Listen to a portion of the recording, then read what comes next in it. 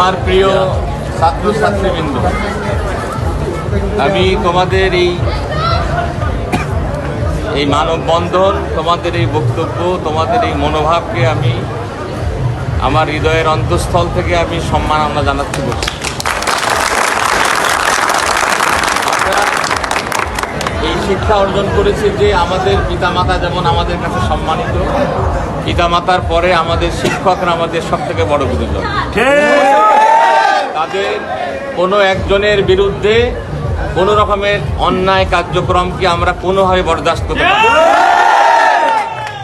এই জন্যে তোমরা তোমাদের শিক্ষকদের, সম্মানিত শিক্ষকদের একজন দুজন না, একেবারে 13 জন শিক্ষকের নাম করে যে ধরনের একটি ন্যাক্কারজনক কাজ যে বা যারা করেছে, আমরা তোমাদের এই যে মনোভাব যেটা আমরা আজকে সকাল থেকে কিছুক্ষণ থেকে আমরা দেখছি বসে, আমি এই জন্যে তোমাদেরকে সাধুবাদ জানাই। শুনতে পাচ্ছ আমার কথা? তোমাদেরকে আমরা এ পর্যন্ত কি পদক্ষেপ গ্রহণ করেছি তার দু একটা কথা তোমাদেরকে বলতে চাই। আমাদের কাছে এই কথাটা যখন প্রথমে এসেছে, প্রথম আমার কাছে গত কয় তারিখ হবে সেটা, 16 তারিখ আমাদের কাছে এই তথ্য আসার পরেই আমরা জরুরিভাবে আমরা শিক্ষকদেরকে নিয়ে একটা সভা করেছিলাম। আমার কথা বুঝতে পারছো? আমাদের কাছে সেই কাগজটি আসা মাত্রই আমাদের কাছে আমরা সব শিক্ষকদেরকে ডেকে আমরা জরুরি সভা করেছি এবং সেই কথার প্রেক্ষিতে সেই সভাতে আমরা এই ঘটনার তীব্র নিন্দা আমরা পেশ করেছি বসে।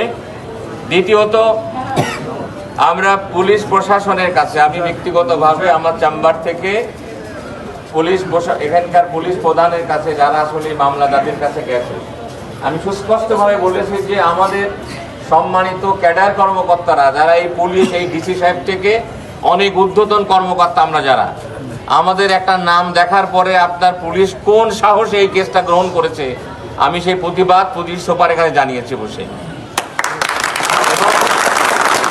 বাস্তবতা হলো যে যেই পুলিশটা থানায়, মডেল থানার যেই পুলিশটা এই কেসটা গ্রহণ করেছিল, এই ঠিক তার পরের দিনই কিন্তু সে এখান থেকে প্রত্যাহার হয়ে এখান থেকে চলে গেছে। আমরা তারপরে বলেছি যে আমাদের এই সম্মানিত শিক্ষকদের জানে কোনোভাবে হেনস্থা করা না হয়, কোনো হয়রানি করা না হয়, সে কথাটা আমি পুলিশ সুপারকে জানিয়েছি বসে।